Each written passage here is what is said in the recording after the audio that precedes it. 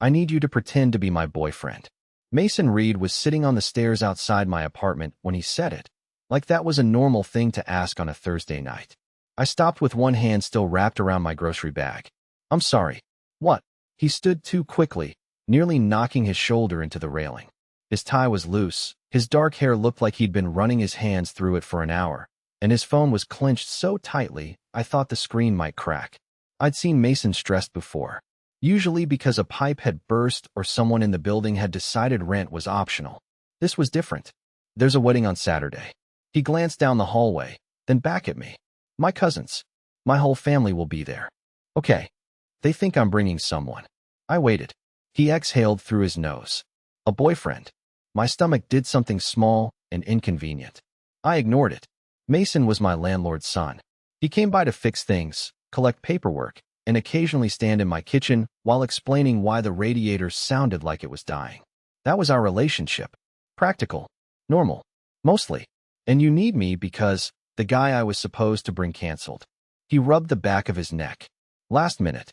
I shifted the grocery bag to my other hand. "You already told them you were dating him?" "I told them I was dating someone." "That's not better." "I know." For a second, neither of us spoke. The hallway light buzzed above us. Mason looked tired, but underneath that was something I wasn't used to seeing on him. Nervousness. Real nervousness. "Why me?" The question came out quieter than I meant it to. His eyes stayed on mine a little too long. "Because they know you." "Your family knows me?" "My dad's mentioned you." I raised an eyebrow. Hopefully not during a rent discussion. That got a brief smile out of him. It disappeared almost immediately. "They know you live here. They know we talk." It wouldn't sound impossible. Something about the way he said impossible made my chest tighten. I looked away first. "Mason, this is a terrible idea." "Probably. Your dad owns my apartment. He's not going to evict you because you held my hand at a wedding." My grip tightened around the bag. "Holding hands is part of this. Only if necessary." That sounds suspiciously undefined. This time his smile lasted longer. It made him look less like the landlord's son and more like the guy I sometimes noticed through my kitchen window when he was fixing the courtyard lights. Not that I noticed often, or intentionally. One day he said, "Drive up Saturday morning. Wedding. Dinner. We leave Sunday. I'll cover the hotel, food, everything." "Hotel. It's outside Madison. And your family is going to believe we're together?" His expression softened. "You're not hard to believe." My heart kicked once, hard enough to annoy me. He probably meant believable. Normal. Safe. I was overthinking it. I always did that around him. "There have to be rules," I muttered. Mason's shoulders loosened, just slightly. "Is that a yes?" I should have told him no. I should have opened my door, put my groceries away, and forgotten the whole conversation. Instead, I looked at the tension in his jaw, the way he kept glancing at his phone like another bad message might appear, and heard myself ask, "How convincing do I have to be?" He went very still. Then his eyes met mine again. Convincing enough that no one questions it. My chest tightened. Mason lowered his voice. "I wouldn't ask if I had anyone else." That should have made refusing easier. Somehow it didn't. "Okay," I said.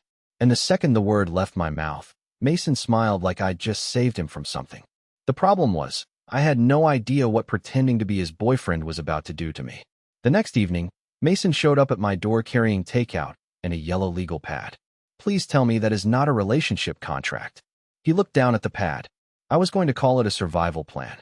I stepped aside and let him in. That somehow sounds worse. He placed 2 paper bags on my kitchen counter. Thai food.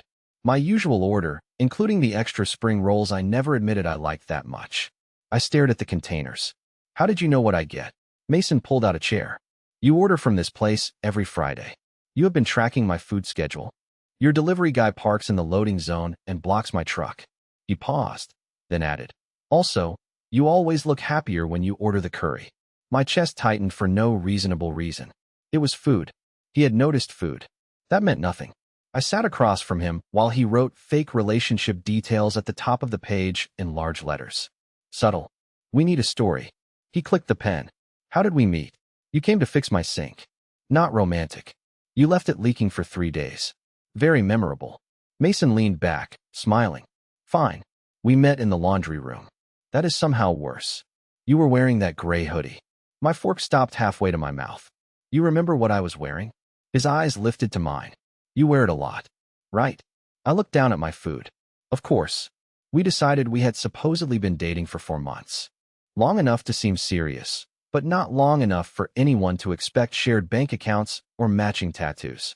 Mason wrote down that our first date had been at a small Italian place near the river. Why there? I glanced at the page. Because you told me once you liked it. I frowned. When? Last winter. The heat went out, and we were waiting for the repair guy. He remembered that conversation. I barely remembered having it. Okay, I muttered. Who asked who out? Mason tapped the pen against his thumb. I asked you. Why? Because I wanted to. The words landed between us harder than they should have. Mason blinked, then gave a quick laugh. In the story. Obviously, my voice came out a little too fast. We moved on to family questions. Favorite food. Birthdays. Jobs. How we spent weekends. Mason knew more answers than I expected. He knew I took my coffee with oat milk. He knew I called my sister every Sunday. He knew I hated driving downtown and always carried gum in my jacket pocket.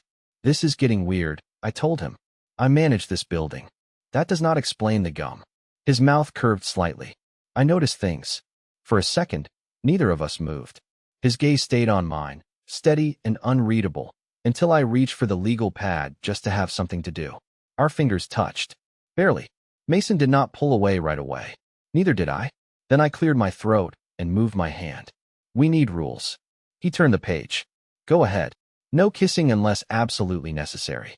His eyebrows rose. You think my family is going to demand proof? I have never met them. Fair. I counted on my fingers. No making the story too complicated. No embarrassing childhood lies. And when the wedding is over, everything goes back to normal. Mason's pen stopped. Just for a second. Normal, he repeated. Yes. Right. He wrote it down, but his expression had changed. Quieter somehow. When we finished eating, he stood by the door with the legal pad tucked under one arm. I thought he was leaving. Instead, he stepped closer. Not enough to touch me. Close enough that I noticed. There is one more thing. What? His eyes dropped briefly to my mouth, then returned to mine. We should probably practice looking like we actually want to be near each other. You want to practice being close to me? The question came out sharper than I meant it to. Mason leaned against the doorframe, still holding the legal pad under one arm. I want us to avoid looking like two strangers who memorize the same lie. That is exactly what we are. His mouth twitched. You are making my point. I should have let him leave. Instead, 20 minutes later, I was sitting across from him at a quiet bar 3 blocks from my building, pretending this counted as preparation. Mason had picked a corner booth where no one could hear us. That should have made things easier. It did not. Start simple, he murmured, sliding a glass of water toward me. Sit closer. I looked at the empty space between us. We are already in the same booth. Ethan. The way he said my name made my stomach tighten. I moved 2 inches. Mason glanced down at the gap. Very convincing. Your family should be grateful I am doing this at all. They will be.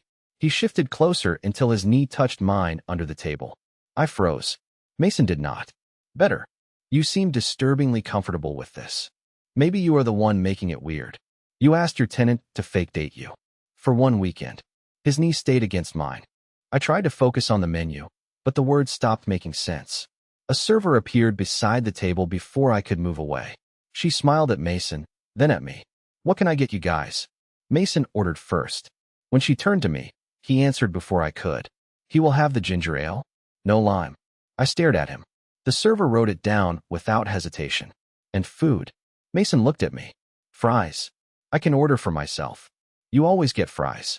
The server smiled. You two been together long. Every thought left my head. Mason did not even blink. He rested one arm along the back of the booth behind me, close enough that I could feel the warmth of him through my shirt, long enough that he knows when I am lying. The server laughed. That sounds serious. It is, Mason replied. Too smoothly. Too quietly. She walked away, leaving a silence that felt bigger than the table. I turned toward him. That was not in the story. His eyes stayed on mine. It worked. You could have said 4 months. That sounds rehearsed. Because it is rehearsed. Mason watched me for another second, then looked down at my hand resting near the edge of the table. Relax. His fingers brushed my wrist. Light. Careful. Your pulse is going crazy. I pulled my hand back. You are checking my pulse now? You look like you were about to run. I was considering it. He smiled. but it faded when I did not smile back. Did I push too far? The question was genuine enough to knock the air out of me. Mason was not teasing now. His arm dropped from behind me, giving me space immediately. That should have made me feel better. Instead, the distance felt wrong. No, I admitted. I just did not expect you to be this good at it. At pretending? His gaze held mine. I waited for the joke. None came. The server returned with our drinks, breaking the moment. Mason moved his knee away. I hated how quickly I noticed. We spent the next hour building our fake history. Favorite movies. First arguments. The made-up first date near the river. Every time I tried to make it ridiculous, Mason pulled it back towards something believable. Something close to us. When we left, the sidewalk was crowded with people heading toward the restaurants downtown. A cyclist cut too close at the corner. Mason's hand landed against the small of my back, guiding me out of the way. He could have removed it immediately. He did not. We crossed the street like that, his palm warm through my jacket, my heart beating too hard to blame on traffic. Outside my building, Mason finally stepped back. You did good tonight. At lying. At being with me. The words slipped out before either of us could fix them. Mason went quiet. So did I? Then his phone buzzed, and the moment broke. He looked at the screen, jaw tightening. Family group chat. Already asking about me? My mother wants a photo. I laughed nervously. Absolutely not. Mason lifted his phone anyway and moved beside me. Our shoulders pressed together. Just one. Mason.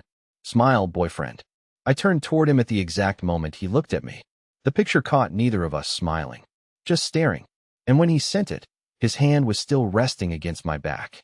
By Saturday morning, I had convinced myself the photo meant nothing. That lasted until Mason picked me up and opened the passenger door before I could reach it. You know I can do that myself. He leaned one arm against the roof of the truck. I know. Then why are you doing it? Because my boyfriend is carrying coffee. My hand tightened around the cup. Mason smiled like he had not just made my stomach drop before 8 in the morning. Practice, he added. Right. I climbed in and spent the first 20 minutes staring out the window, pretending I had not replayed the way he said boyfriend at least 6 times. The drive to the wedding took a little over 2 hours. At first, we stayed on safe topics. Traffic. Music.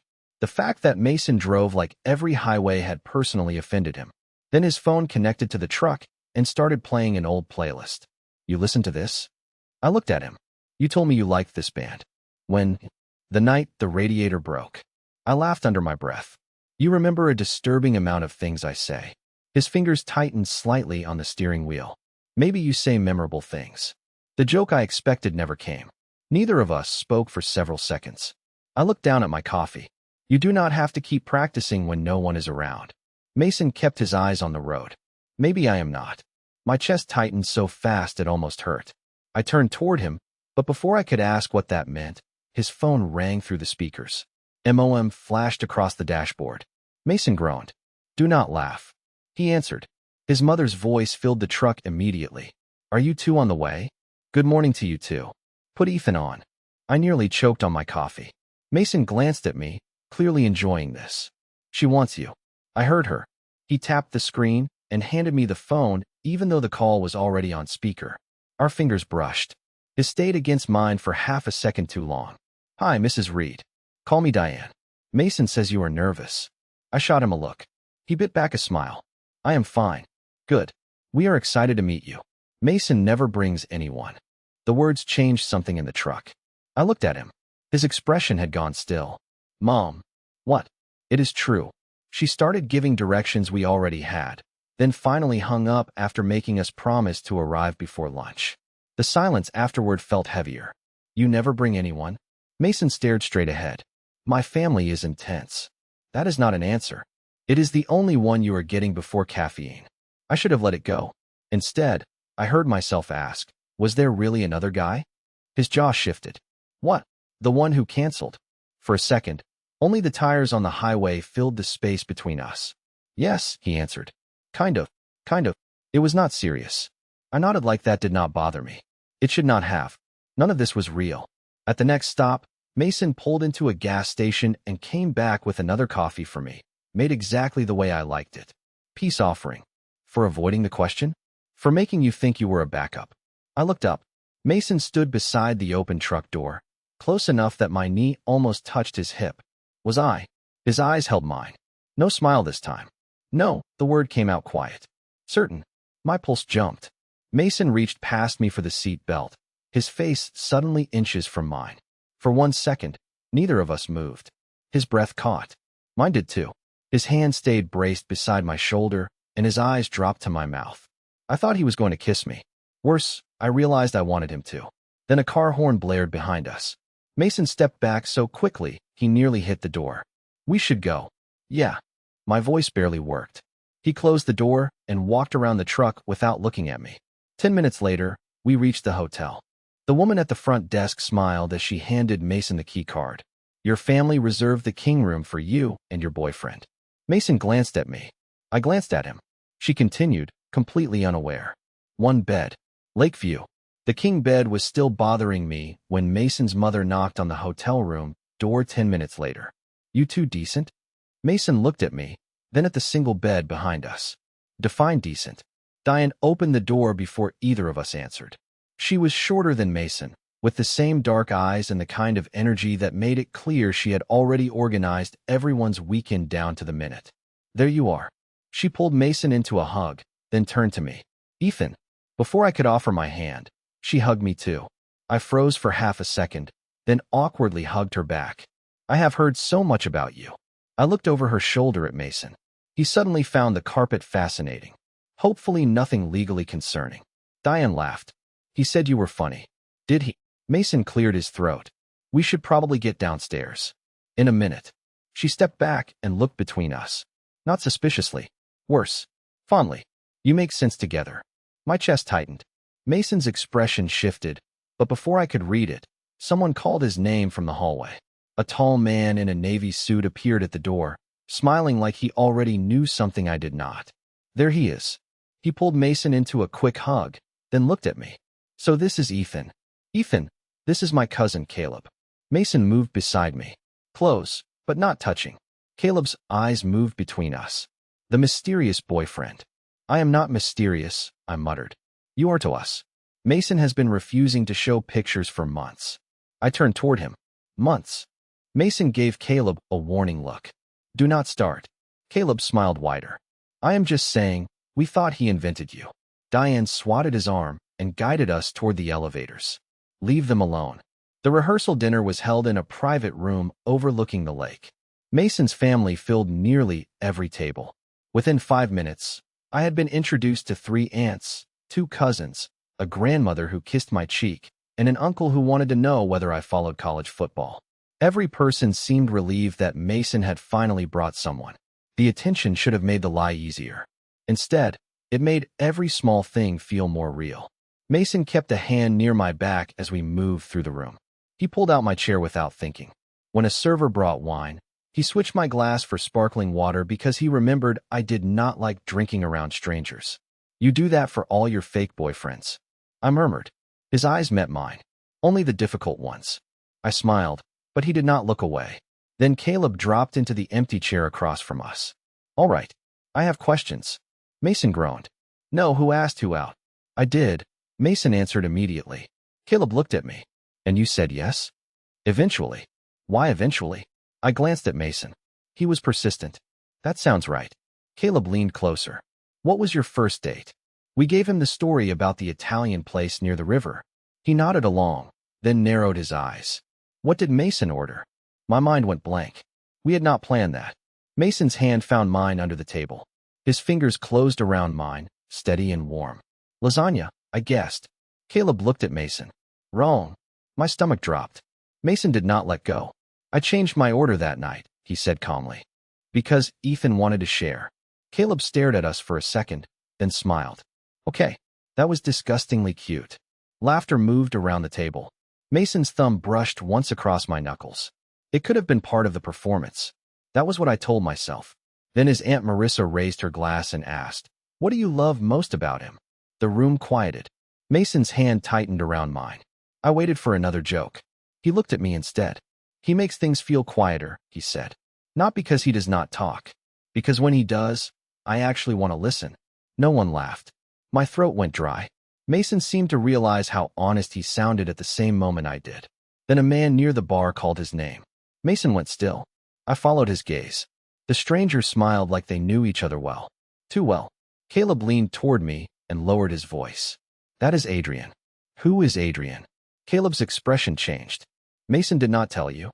Across the room, Adrian touched Mason's arm. Mason did not pull away immediately. And just like that, the hand he had held under the table felt like part of the lie again. I spent the next 10 minutes pretending I was interested in Caleb's story about a disastrous bachelor party while watching Mason talk to Adrian across the room. Adrian kept leaning closer. Mason kept rubbing the back of his neck, the way he did when he was uncomfortable. I should have felt relieved by that. Instead, my chest stayed tight. You are staring, Caleb murmured. I looked down at my water. I am not. You absolutely are. I am trying to figure out whether your cousin is about to abandon me at a wedding full of strangers. Caleb's smile faded. Adrian is his ex. There it was. How serious? Serious enough that everyone thought they would get back together. My stomach dropped, even though I had no right to care. Mason was not mine. I was here because someone else canceled. That was the arrangement. Across the room, Adrian touched Mason's arm again. This time Mason stepped back. Their conversation ended a moment later, and Mason returned to the table with his jaw set. You okay? I kept my voice casual. Fine. He sat beside me, but the space between us felt different. You know him well. Mason glanced toward Caleb, who suddenly became very focused on his phone. Adrian and I dated. I figured. It ended a year ago. You did not mention him. Mason's eyes narrowed slightly. I did not realize I needed to give my fake boyfriend a complete dating history. The words hit harder than they should have. I pushed my chair back. Right? Of course. Ethan, I need some air. I made it halfway to the terrace before his hand closed gently around my wrist. Not tight, just enough to stop me. Wait. I looked down at his fingers, then up at him. You do not have to explain anything. I know. He let go, but stayed close. I want to. Outside. The music from the reception softened behind the glass doors. Mason leaned against the railing beside me, staring out at the dark lake. Adrian wanted to try again. My throat tightened. And I said no. I turned toward him. Because of the wedding? A humorless laugh left him. Because I do not want him. Then why did you look like that when he touched you? Mason's eyes came back to mine. Because you were watching. The answer knocked every thought out of my head. What? He exhaled slowly. I saw your face. You were across the room. I still saw it. For a second, neither of us moved. The cold air pressed against my skin, but Mason was close enough that I could feel the warmth coming off him. You look jealous, he said quietly. I was not. Ethan. I was confused. That is not the same thing. Then what do you want me to say? His expression shifted. Less guarded. More nervous. I want you to stop acting like none of this affects you. My heart started pounding. It is supposed to be fake. I know. Mason looked down at my hand resting on the railing. His fingers moved closer, stopping just short of mine. That does not mean every part of it feels fake. I could barely breathe. Which parts? His gaze lifted slowly. Holding your hand. His fingertips brushed mine. Knowing what you drink. Another small touch. Watching you laugh with my family and realizing I liked how easily you fit there. My chest tightened so hard it almost hurt. Mason swallowed. I am confused too. About me? About what happens when this weekend ends. The music inside changed to something slower. Through the glass, couples began moving toward the dance floor. Mason looked at the room, then back at me. Come dance with me. Do we have to? No, his hand opened between us, waiting. That is why I am asking. I stared at his palm. Then I placed my hand in his. Mason's fingers closed around mine, and the relief on his face was so quick I almost missed it. On the dance floor, his hand settled at my waist. Mine rested on his shoulder. We moved carefully at first, both of us too aware of the distance between us. You can come closer, he murmured. For the act. His eyes held mine. No, I stepped in. Mason's breath caught. His hand tightened slightly against my side. For one suspended second, the room seemed to disappear. It felt real to me, he whispered. What did? His gaze dropped briefly to my mouth. More of it than I expected. We leaned closer without deciding to. Then applause erupted as the bride and groom entered the room. Mason stopped, his forehead almost touching mine. Neither of us moved away right away. And when the moment finally broke, his hand stayed at my waist. By the time we got back to the hotel room, neither of us mentioned what almost happened on the dance floor. Mason loosened his tie and set the key card on the dresser. I stood near the window, pretending the lake view was suddenly fascinating. "You can take the bed," I muttered.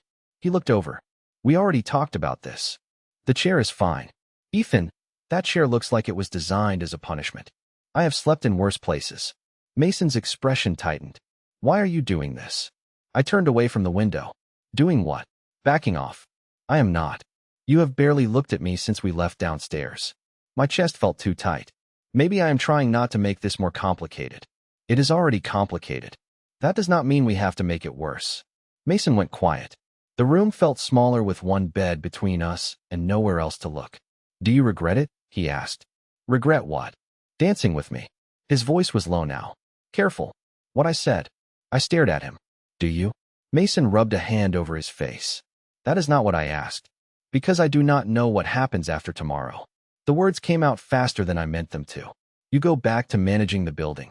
I go back to being the guy in apartment 4B. We stop holding hands. We stop pretending. And every time you knock on my door, I get to wonder whether any of this meant something to you." His eyes stayed on mine. "You think I am going to act like nothing happened? I think you have a family downstairs that finally believes you are settled, an ex who wants you back, and a life that has nothing to do with me." Mason's jaw tightened. "That is what you think. I think this weekend ends tomorrow." For a long second, he did not move. Then he picked up one of the spare pillows and placed it in the center of the bed. "Fine." The word landed harder than I expected. "Mason, you want boundaries." "There." He gestured toward the pillow. "Boundary." I hated the distance in his voice. "I am trying to be realistic." "No. You are trying to leave before anything can disappoint you." That shut me up. Mason pulled off his jacket and folded it over the desk chair. Every movement looked controlled, but his shoulders were tense. "I told you it felt real to me. You also told me there was another guy." He turned sharply. "There was never another guy I wanted here." Silence. My heartbeat became the loudest thing in the room. Mason looked away first. "Forget it." "No," I stepped closer. "What does that mean?" "It means Adrian was an easy explanation. Some of my family already knew. Someone who would not matter." His eyes came back to mine. "You mattered. That was the problem." I stopped breathing for a second. Mason seemed to realize how much he had said and took a step back. "I should not have said that." "Why?" "Because you are already scared." "So are you." A short, tired laugh left him. "Of course I am." The honesty in his face hurt more than any joke could have. We got into bed on opposite sides, the pillow between us like a wall neither of us believed in. The lights went off. Minutes passed. Maybe longer. "Are you awake?" Mason's voice came through the dark. "Yes." "I do not want this to ruin things." My throat tightened. "Neither do I. But I do not want to go back to normal either." The pillow shifted between us. His hand rested on top of the blanket, close to mine. I moved my fingers until they touched his. Mason did not pull away. Neither did I. We stayed like that in the dark, barely holding hands, both too afraid to call it anything else. Then I turned toward him. He was already looking at me. The distance between us disappeared 1 inch at a time. His breath caught. Mine did too. I thought he might kiss me. Instead, I panicked and rolled onto my back. The silence afterward felt immediate and sharp. Mason's hand slipped away. "Good night, Ethan." His voice had changed. Quieter. Closed off. I stared at the ceiling, hating myself.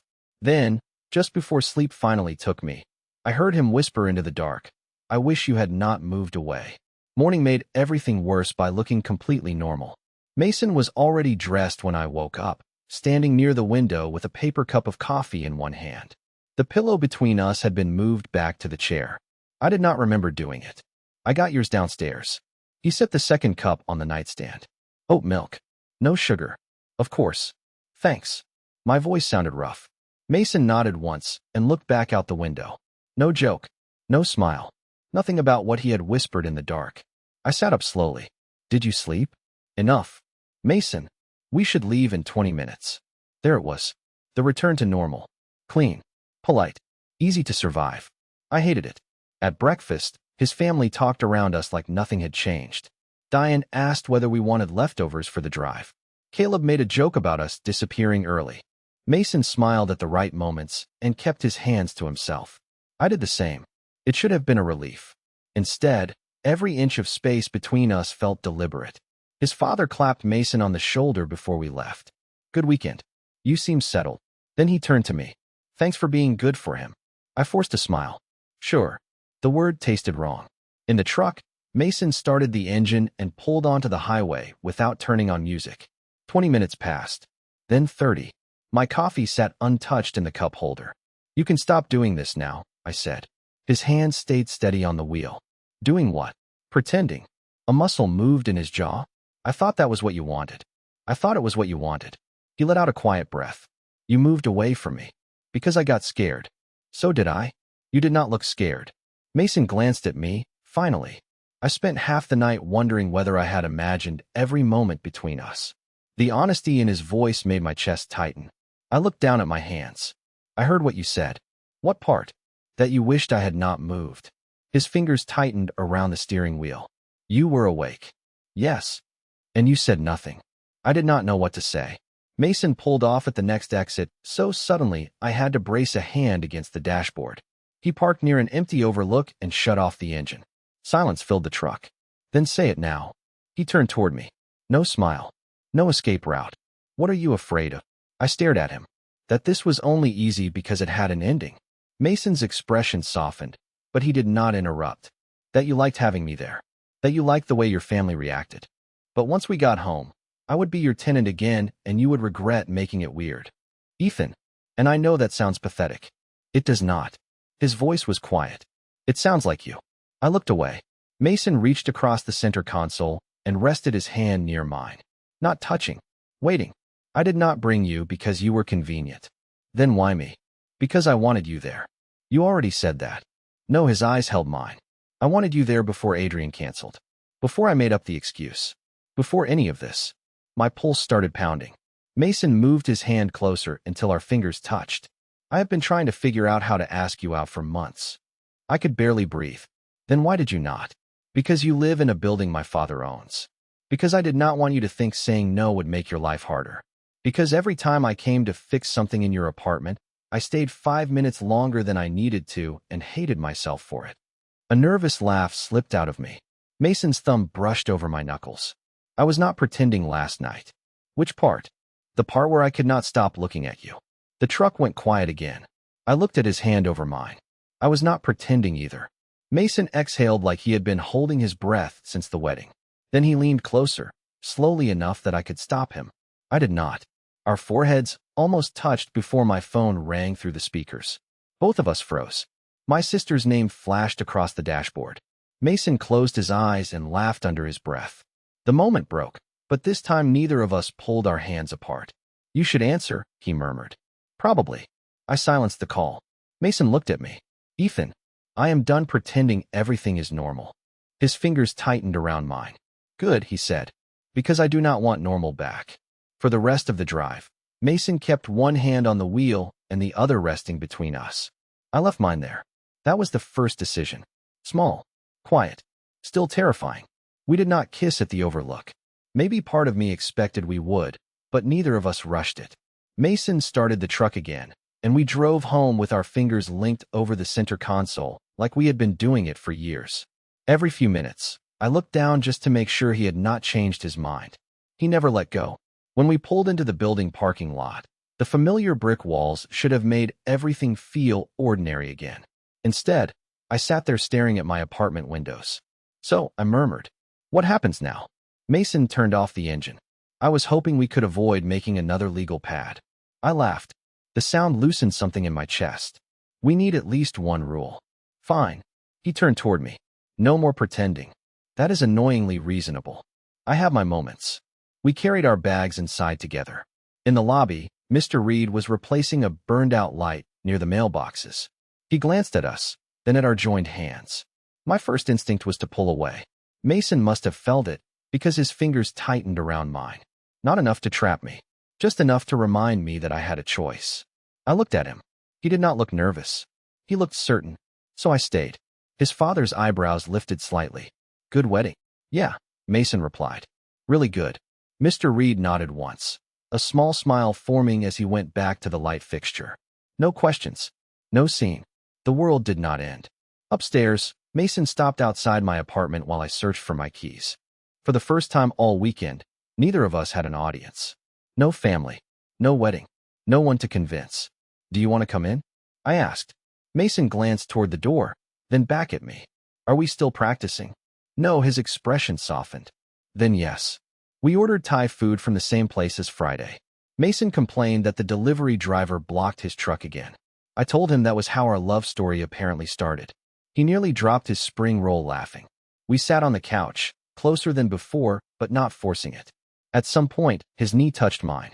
This time, neither of us pretended not to notice. I have a question, he said. That sounds dangerous. Would you go to dinner with me next Friday? I looked at him. We already had several meals together. A real date. His voice was steady, but his thumb kept rubbing nervously against the edge of his napkin. That tiny detail made my chest ache in the best way. Where? The Italian place near the river. I smiled. The one from our fake first date? I thought we could give the story a better ending.